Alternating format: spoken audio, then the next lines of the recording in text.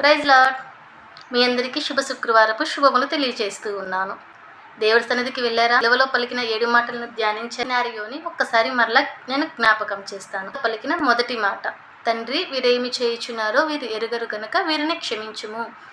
ఒక మనిషి యొక్క జీవితంలో జీవితం అంతా ఎలాగ ఉన్నా సరే చివరి క్షణంలో వాళ్ళు చెప్పే మాటలు చాలా శ్రద్ధగా వింటాము, చాలా ఆతృతగా ఎదురు చూస్తూ ఉంటాము. యేసుప్రభు వారు ఈ లోకంలో 33.5 సంవత్సరంలో జీవించి ఉన్నారు.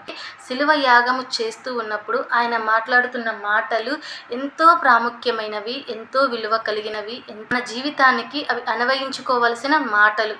వాటిల్లో మొదటి మాట, తండ్రి వీరేమి చేయుచున్నారో వీరు ఎరుగరు గనక వీరిని క్షమించుము. 2 విషయాలు, ఈ మొదటి మాట ద్వారా 2 విషయాలు మనకి నేర్పిస్తూ ఉన్నాడు. ప్రార్థన చేయటం నేర్పిస్తూ ఉన్నాడు, రెండవది క్షమించటం నేర్పిస్తున్నాడు. 33.5 సంవత్సరంలో ఈ భూమి మీద జీవించినప్పుడు తన సువార్తను ప్రారంభించడానికి ముందుకు ప్రార్థనతోనే మొదలు పెట్టాడు.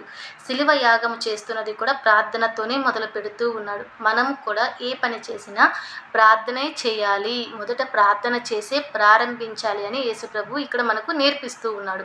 రెండవది క్షమించటము నేర్పిస్తున్నాడు. తన పట్ల అన్యాయముగా ఏ తప్పు చేయలేదు, ఏ పాపము చేయలేదు, ఏ శిక్షకు అర్హుడు కాదు ఆయన. అయినప్పటికీ తన సొంత ప్రజలే ఆయనను హింసిస్తూ ఉన్నారు, బాధ పెడుతూ ఉన్నారు, అవమానంగా మాట్లాడుతున్నారు.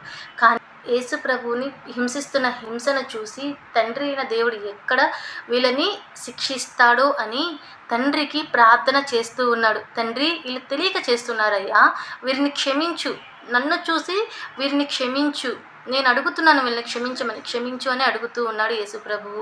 మనము కూడా మన పక్షముగా, మన పట్ల ఎవరైనా అన్యాయంగా ప్రవర్తించినా, అన్యాయమైన నిందలు వేసినా, మనం చెయ్యిన వాటిని మన మీద రుద్దినా, మనకి ఏదైనా హాని చేసినా వారిని క్షమించే వారిగా మనం ఉండాలి అని యేసు ప్రభువు క్షమిస్తూ మాదిరి చూపించి ఉన్నాడు. మనము కూడా ఇతరులను క్షమించే వారిగా ఉండాలి, వారి కొరకు ప్రార్థన చేసేవారిగా ఉండాలి అని ఇక్కడ మనకు నేర్పిస్తూ ఉన్నాడు.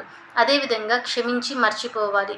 తెలుగులో మా 2 అక్షరాలే, చాలా ఈజీ, చెప్పుకోవడం పాటించడం చాలా కష్టం.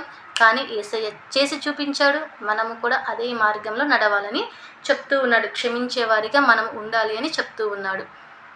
క్షమించి మర్చిపోండి, క్షమించి మరలా వాటిని మళ్ళీ జ్ఞాపకం చేసుకోవద్దు. క్షమ అనే దానికి ఇదే అర్థం.